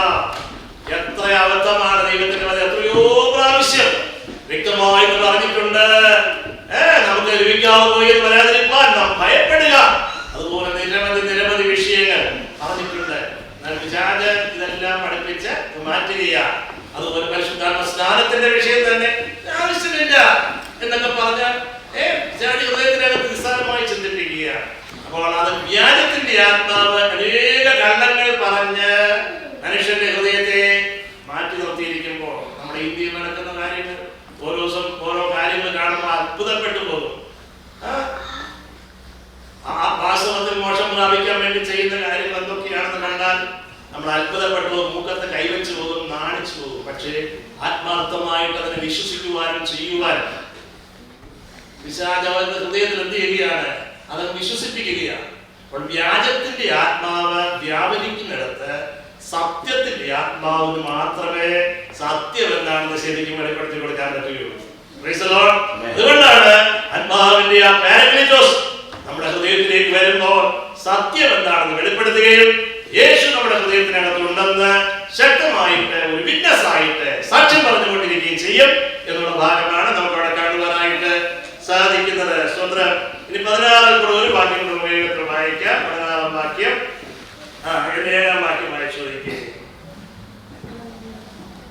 7:16. എന്നാൽ ഞാൻ നിങ്ങളോട് സത്യം പറയുന്നു, ഞാൻ പോകുന്നത് നിങ്ങൾക്ക് പ്രയോജനം. ഞാൻ പോകാൻ ഞാൻ കാര്യസ്ഥൻ നിങ്ങളുടെ അടുക്കൽ വരികയില്ല. ഞാൻ പോയാൽ അവനെ നിങ്ങളുടെ അടുക്കൽ അയക്കും. അവൻ വന്ന് പാപത്തെക്കുറിച്ചും നീതിയെക്കുറിച്ചും ന്യായവിധിയെക്കുറിച്ചും ലോകത്തിന് ബോധം വരുത്തും. അപ്പോൾ പരിശുദ്ധ കാര്യസ്ഥൻ വരുമ്പോൾ എന്ത് ചെയ്യും? പാപത്തെക്കുറിച്ച്, നീതിയെക്കുറിച്ച്, ന്യായവിധിയെക്കുറിച്ച് ലോകത്തിന് ബോധം വരുത്തും. സ്തോത്രം. ആമേൻ. നമ്മുടെ ഹൃദയത്തിനകത്ത് പരിശുദ്ധാത്മാവാണ് എന്ത് ചെയ്യുന്നത്? പാപത്തെക്കുറിച്ച് ബോധം വരുത്തുന്നത്. നമ്മൾ രക്ഷിക്കപ്പെട്ടാലും പിന്നെയും മാനസാന്തരപ്പെടണം. വെളിപ്പാട് പുസ്തകം 2-3 അധ്യായം സഭയ്ക്ക് വരുമ്പോൾ സഭയ്ക്ക് വേണ്ടി എഴുതുന്നത് എല്ലായിടത്തും എന്താ എഴുതിയിരിക്കുന്നത്? മാനസാന്തരപ്പെടുക, മാനസാന്തരപ്പെടുക, മാനസാന്തരപ്പെടില്ല ഞാൻ. അപ്പോൾ ദൈവസഭയോട് പിന്നെയും പറയുന്ന കാര്യമാണ് മാനസാന്തരങ്ങളുടെ കാരണം പിന്നെയും പിന്നെയും പാപങ്ങൾ സംഭവിക്കാം.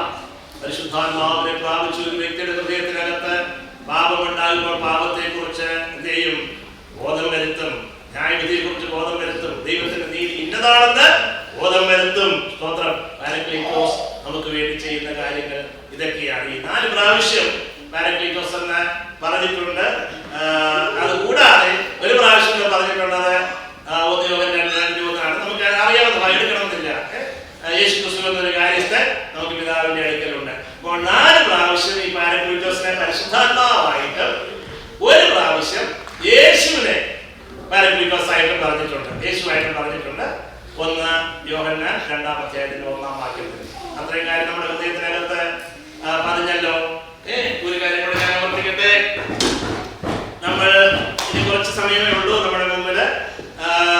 എന്റെ ഹൃദയത്തിനകത്ത് അടുത്ത് ചെയ്യാനായിട്ട്, എന്റെ ഹൃദയത്തിനകത്ത് അടുത്ത് പറയുവാനായിട്ട് ആഗ്രഹിച്ചിരുന്നത് പരിശുദ്ധാത്മാവിനെ കുറിച്ചുള്ളതായ ഉപമാനങ്ങളാണ്. പരിശുദ്ധാത്മാവിനെ കുറിച്ച് നിരവധി ഉപമാനങ്ങൾ ഉണ്ട്. ആ ഉപമാനങ്ങളിലേക്ക് പോകുന്നതിന് മുമ്പായിട്ട് പരിശുദ്ധാത്മ സ്നാനം എന്ന് പറയുന്നത് നമ്മൾ രക്ഷിക്കപ്പെടുന്ന കിട്ടുന്ന പരിശുദ്ധാത്മാവല്ല എന്നൊരു അത് പ്രധാനപ്പെട്ട വിഷയമാണെന്ന്. പക്ഷേ അല്പസമയം ഞാൻ വേഗത്തിൽ ഓടിച്ചുവിടാം. ഞാൻ നേരത്തെ പറഞ്ഞതുപോലെ യോഹന്നാൻ സ്നാപകൻ പറഞ്ഞത് വെള്ളത്തിൽ സ്നാനം കഴിപ്പിക്കുന്നു. ആരെയാ സ്നാനം കഴിപ്പിക്കേണ്ടത്? മാനസാന്തരപ്പെട്ടവർ. എങ്ങനെയാ മാനസാന്തരപ്പെടുന്നത്? പരിശുദ്ധാത്മാവിൽ പ്രവർത്തിക്കുന്നവർ. പരിശുദ്ധാത്മാവുണ്ട്. എന്നാൽ അവർ മാനസാന്തരപ്പെട്ടു, സ്നാനപ്പെട്ടു. എന്നാൽ ആ സ്നാനപ്പെട്ടവരെ തന്നെ പിന്നെ എന്ത് ചെയ്യുന്നു? പരിശുദ്ധാത്മാവിനെ സ്നാനം കഴിപ്പിക്കുന്നു.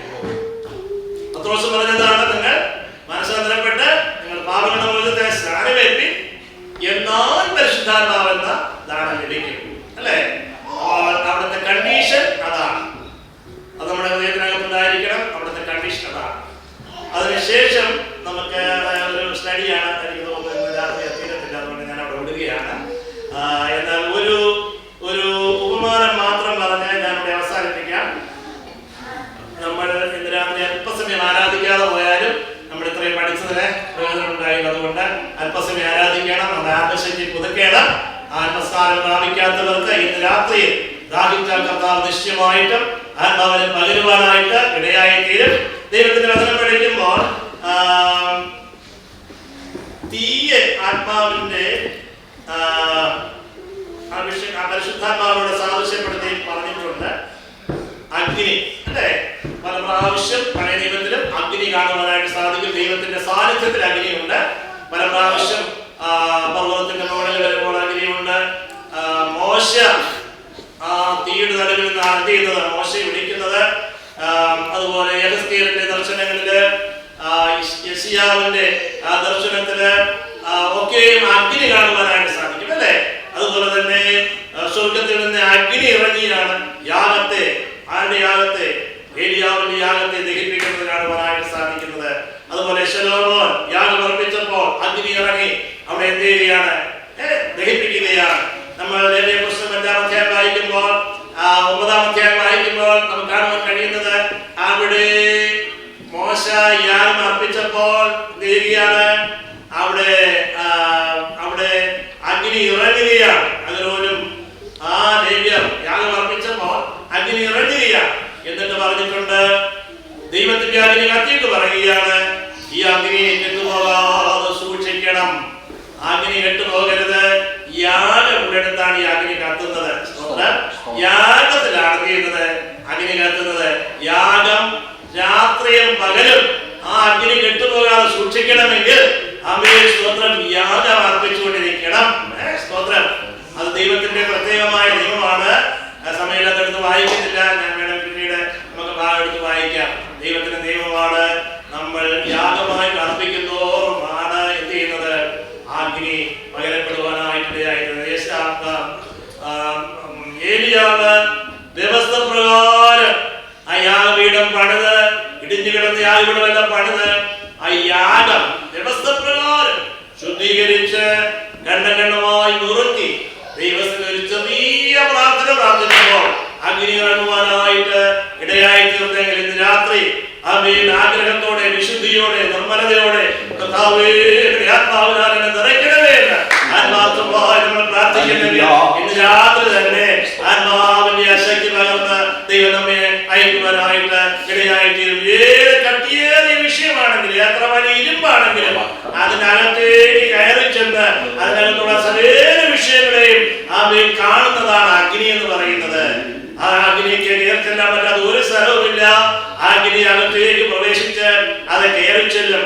എത്ര ഭയങ്കര കട്ടിയുള്ള ആ ഇരുമ്പാണെങ്കിലും അഗ്നിയിൽ കുറെ നേരം കഴിയുമ്പോൾ അത് വെള്ളം പോലും ഒഴുകുന്നത് കാണുവാനായിട്ട് സാധിക്കും. പരിശുദ്ധാത്മ വരുമ്പോൾ എത്ര കാടിന്റെ പേര് ഹൃദയമാണെങ്കിലും അത് ഒഴുകുവാനായിട്ട്, അത് ഒഴുകുവാനായിട്ട് അത് ദയുള്ളതായി തീരുവാനായിട്ട് ഇടയായി തീരും. നമ്മൾ ആരെങ്കിലും കുറിച്ച് അത് കഠിന ഹൃദയനാണെന്ന് ചിന്തിക്കുന്നെങ്കിൽ, ഭാരപ്പെടുന്നെങ്കിൽ രാത്രികാലം നമുക്ക് തന്നെ ആത്മാവിനാൽ നിറഞ്ഞുകൊണ്ട് ആ വ്യക്തിയുടെ ഹൃദയത്തിനകത്ത് പരിശുദ്ധാത്മാവിന്റെ ശക്തി വ്യാപരിക്കണമെന്ന് പ്രാർത്ഥിച്ചാൽ ആമേൻ, അതിനെ എത്ര വലിയ കാഠിന്യമേറിയതാണെങ്കിലും അതിനെ ഉടയ്ക്കുവാൻ, നുറുക്കുവാൻ, അതിനെ വെള്ളം പോലെ ആക്കി തീർക്കുവാൻ, മൃദുലമാക്കി തീർക്കുവാനായിട്ട് പരിശുദ്ധാത്മാവിനെ കഴിയും. എത്ര പേർക്ക് വിശ്വാസമുണ്ട്?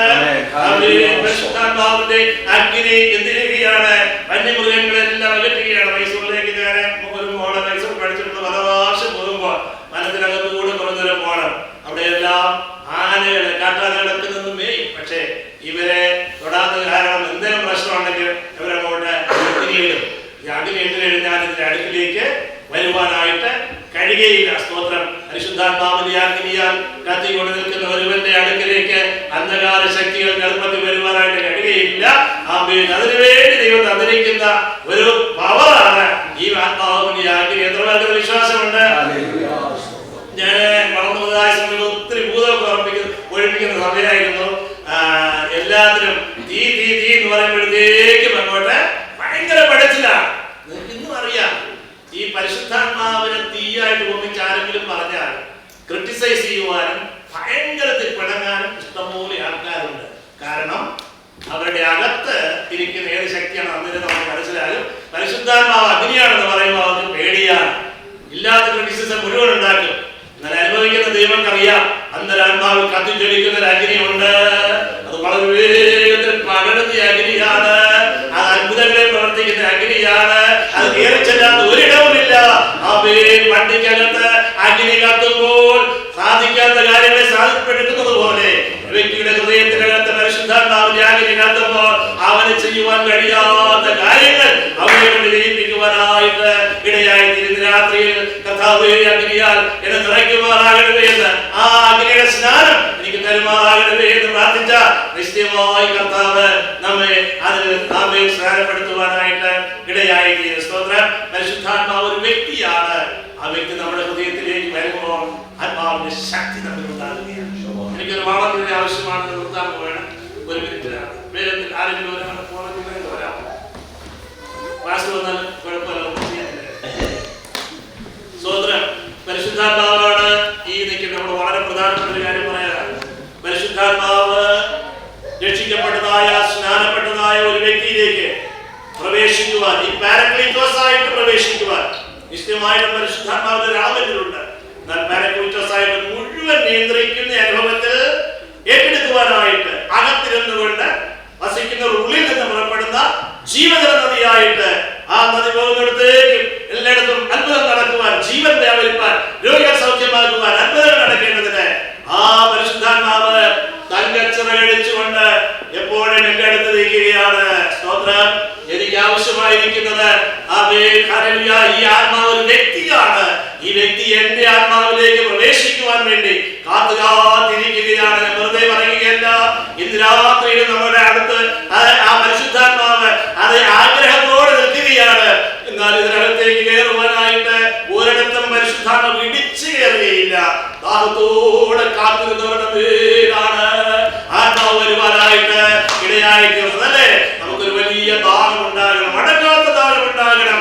ആ പേര് എനിക്ക് തന്നേ പറ്റു കർത്താവേ, പരിശുദ്ധാത്മാവിനെ എനിക്ക് നൽകിയേ പറ്റു കർത്താവേ എന്ന് ആത്മാർത്ഥമായിട്ട് ഒരു വലിയ ദാഹം ഉണ്ടായിരിക്കണം. അകത്തേക്ക് പ്രവേശിക്കണമെങ്കിൽ ഒത്തിരി ക്രമീകരണങ്ങൾ ഇവിടെ നടത്തേണ്ടതായിട്ടുണ്ട്. ദൈവമേ, ആത്മാവിനെ പ്രവേശിക്കുമ്പോൾ അഗ്നിയായതുകൊണ്ട് പലതും കൺസ്യൂം ചെയ്യേണ്ടതായിട്ട് വരും. പല വിഷയങ്ങളെ ഞാൻ കളയേണ്ടതായിട്ട് വരും. ഗിദെയോന് അകത്തോടെ തന്നെ ചില ഇടിച്ചു കളഞ്ഞിട്ടാണ് പണിയുവാനിടയായിട്ട് പരിശുദ്ധാത്മാവ് ചില വിഷയങ്ങളെ കത്തിച്ചാമ്പലാക്കും, അതേസമയം ബിൽഡപ്പ് ചെയ്യുവാനായിട്ട് ഇടയായിട്ട് പരിശുദ്ധാത്മാവിന്റെ പ്രവർത്തനത്തിന് പൂർണ്ണമായി ഏൽപ്പിച്ചു കൊടുക്കണം. ഹല്ലേലൂയ. ആമേൻ. അപ്പോസ്തലൻ തന്നെ അനുസരിക്കുന്നത് അവർക്ക് നൽകിയ പരിശുദ്ധാത്മാവൻ. പരിശുദ്ധാത്മാവിനെ അനുസരിക്കുവാൻ പൂർണ്ണമായ സമർപ്പണമുണ്ടെങ്കിൽ മാത്രമേ ആത്മാവിനെ നമുക്ക് തരികയുള്ളൂ. പരിശുദ്ധാത്മാവ് പറയുന്നതെല്ലാം അനുസരിച്ചോളാം. എഴുന്നേറ്റ് പ്രാർത്ഥിക്കുവാൻ പറയുമ്പോൾ പ്രാർത്ഥിച്ചോളാം. കർത്താവേ, അവരോട് ശിഷ്യം പറയുമ്പോൾ ഞാൻ ചെയ്തോളാം. ആ പേരിന്റെ ഹൃദയത്തോടെ ഇങ്ങനെ വിഷയങ്ങൾ കളയണം, ആ പേര് അത് കളയണം, ഇത് കളയണം, ഇതെല്ലാം പറയുമ്പോൾ ചെയ്തോളാം കർത്താവേ എന്ന് ആമേൻ ആത്മാർത്ഥമായിട്ട് സമർപ്പിച്ചാൽ, ദാഹത്തോടെ ഇരുന്നാൽ, സ്തോത്രത്തിൽ കവിഞ്ഞ് സ്തോത്രം ചെയ്ത് സ്തുതിച്ചുകൊണ്ട് യേശുവിന്റെ രക്തമാണ് ഇവിടെ സകല പാപങ്ങളെ ശുദ്ധീകരിക്കുന്നത്. ഈ പരിശുദ്ധിയാത്മാവിനകത്തേക്ക് പ്രവേശിക്കുന്ന എന്തെങ്കിലും ബാക്കി എന്തെങ്കിലും പ്രശ്നമുണ്ടെങ്കിൽ അതുകൂടെ ക്ഷമിക്കുവാനായിട്ട് യേശുവിന്റെ രക്തത്തിൽ ആശ്രയിച്ചുകൊണ്ട് നമ്മൾ ഇരിക്കുമ്പോഴാണ് എന്ത് ചെയ്യുകയാണ്? ദാഹം വരണം. വലിയ ദാഹം ഉണ്ടാകുമ്പോൾ ആത്മാവ് എന്റെ അകത്തേക്ക് അനുപ്രവേശിക്കുകയാണ്. അകത്തേക്ക് പ്രവേശിക്കുമ്പോൾ ആത്മാവ് ശക്തിയുള്ളത് കൊണ്ട്, ശക്തിയുള്ള ആയതുകൊണ്ട് എന്റെ കരങ്ങളെ ബലപ്പെടുത്തുന്നു. എനിക്ക് ഇതുവരെ ആചാരം ഉപയോഗിക്കാൻ ഭയങ്കര പേടിയും നാണക്കേടൊക്കെയാണ്. നാവ് ഒരു വാക്ക് പറയാൻ അറിയത്തില്ല, എന്നാൽ എന്റെ നാവിനെ ശക്തീകരിക്കുന്നു, എന്റെ കണ്ണുകളെ ശക്തീകരിക്കുന്നു, എന്റെ കരുത്തോടുകൂടെ ഇരിക്കുന്നു, കാലിനോടുകൂടെ ഇരിക്കുന്നു. എന്റെ ആ ചിന്താ മണ്ഡലങ്ങളെല്ലാം മാറ്റപ്പെടുകയാണ്. പാപത്തിന് എന്നെ കീഴ്പ്പെടുത്താൻ കഴിയാതെ പരിശുദ്ധാത്മാവ് അതിനെ തടയിട്ട് ബലപ്പെടുത്തി നിർത്തുകയാണ്. ആമേൻ. സ്തോത്രം. ഒരു പരിചയ പോലെ നിർത്തി എന്നെ ബലപ്പെടുത്തുകയാണ്. ആത്മാവ് ഫുള്ളായിട്ട് എന്റെ ഹൃദയത്തിലേക്ക് പ്രവേശിക്കുമ്പോൾ ആ അനുഭവത്തെയാണ് പരിശുദ്ധാത്മ സ്നാനം എന്ന് പറയുന്നത്. വാസ്തവത്തിൽ നടക്കുന്ന ഇതാണ്. പരിശുദ്ധാത്മാവെന്ന ആ വ്യക്തിയെ നമ്മുടെ ഹൃദയത്തിലേക്ക്, നമ്മുടെ ആത്മാവിലേക്ക് ഉൾക്കൊള്ളുന്നതാണ്. പൂർണ്ണമായും ആത്മാവിനാൽ നിയന്ത്രിക്കപ്പെടേണ്ടതിന് വേണ്ടി. അതിനുവേണ്ടി എത്ര പേർക്ക് ആഗ്രഹമുണ്ട്? കർത്താവേ, ആമേൻ. ഹല്ലേലൂയ. നമസ്കാരം പ്രാപിക്കാത്തവരെ ഇന്ന് രാത്രികാലം ആത്മാർത്ഥമായി പ്രാർത്ഥിക്കുന്ന ദൂരെ ഞാൻ യാത്ര ചെയ്തു വന്നു. രാത്രികാലം അതിന് വേണ്ടി ഞാൻ ദാഹിക്കുന്നു കർത്താവേ. എല്ലാം ദാഹിക്കുന്നുണ്ട്. സ്തോത്രം. ഹല്ലേലൂയ. ഹല്ലേലൂയ. ദാഹിക്കെടുത്ത് നിലവിലെ തുറക്കുന്നവരാണ് നമ്മുടെ ദൈവം. വരണ്ട നിലങ്ങളിൽ ദൈവത്തിന്റെ നാളിൽ വെള്ളം നിറഞ്ഞിരിക്കുന്നു. അവൻ ചാലുകൾ ഉണ്ടാക്കി കട്ടകളെ ഉടച്ച് നിരത്തി അറിയില്ല വെള്ളം എന്നോട് ചെല്ലാൻ തടസ്സമായിരിക്കുന്ന വിഷയങ്ങളെ മാറ്റിയിട്ട് ജീവിതം നമ്മുടെ ഹൃദയങ്ങളിലേക്ക് ഒഴുകി ചെല്ലുവാനായിട്ട് ഇടയായിട്ടിരുന്ന രാത്രിയിൽ നമ്മുടെ ഹൃദയങ്ങളെ ദൈവത്തിന് പൂർണ്ണമായി സമർപ്പിക്കാം. പരിശുദ്ധാത്മാവ് ഒരു വ്യക്തിയാണ്. പരിശുദ്ധാത്മാവ് സാക്ഷാൽ ദൈവമാണ്. ആമേൻ. ഹല്ലേലൂയ. പരിശുദ്ധാത്മാവിനെ നമ്മുടെ ഹൃദയത്തിലേക്ക് വരുവാൻ താപത്തോടെ രാത്രിയിലെ സ്തോത്രം സമയം പോയതിൽ ഒരു പാട്ടുകൂടെ ചേർന്ന് പാടി അല്പസമയം കർത്താവിനെ ആരാധിച്ച് ആഗ്രഹത്തോടെ കർത്താവേ ആത്മാവിനെ നിറയ്ക്കണമേ എന്ന് അകത്തോടെ ഇരിക്കുമെങ്കിൽ ആത്മാവിന്റെ മേലെ നമ്മുടെ മേൽ വരുവാനായിട്ട് ഇടയായിട്ട് സ്തോത്രം. ഒരിക്കലും ദിവസം ഞാൻ ചർച്ച വന്നു. ഒരു ഭയങ്കര യോഗം 10 മണി വരെ ഉണ്ടായിരുന്നു. ആരോ വിഷയം പ്രാർത്ഥിച്ചു. അവസാനം എല്ലാവരും ചൂട്ടുകാരനൊക്കെ ചൂട്ടുകത്തെ എല്ലാം വിളിച്ചുകൊണ്ടൊക്കെ പോയി. ഒരു അമ്മച്ചി 90 വയസ്സുകാരെ അമ്മച്ചി മാസ്റ്റർ അടുത്ത് എന്ന് പറഞ്ഞ് മാസ്റ്റർ എനിക്ക് അഭിഷേകം പറഞ്ഞു. മാസ്റ്റർ കൈ വെച്ചു. 90 വയസ്സിൽ ഇങ്ങനെ പോവാ. ആ അമ്മച്ചി പന്ത് നിൽക്കുന്നത് പോലെ ആ മോളിൽ ചെന്ന് ഭയങ്കരത്തിൽ അഭിഷേകം പ്രാപിച്ചു. 90 നടന്ന സംഭവമാണ്. ഈ ശബ്ദം കേട്ടിട്ട് ഞാൻ നോക്കിയപ്പോൾ കാണാം പോയ കറ്റക്കെട്ടുകളെല്ലാം എന്ത് ചെയ്യുകയാണ്? തിരിച്ചു വരികയാണ്. പന്തക്കെട്ടുകളെല്ലാം തിരിച്ചു വരികയാണ്. അന്ന് രാത്രി 1 മണി വരെ അവിടെ വന്ന് എല്ലാവരും കുഞ്ഞുങ്ങൾ ഉൾപ്പെടെ അഭിഷേകം നൽകാനായിട്ട് ഇടയായിട്ട് ദാഹമുണ്ടെങ്കിൽ കർത്താവ് നിശ്ചയമായി ഹല്ലേലൂയ. ആമേൻ. തന്റെ ആത്മാവിനെ പകരും ഒരാൾക്ക് ഹല്ലേലൂയ മുഴുവനായി പകർന്ന അഗ്നിയായതുകൊണ്ട് ശക്തമായിട്ട് എല്ലാവരും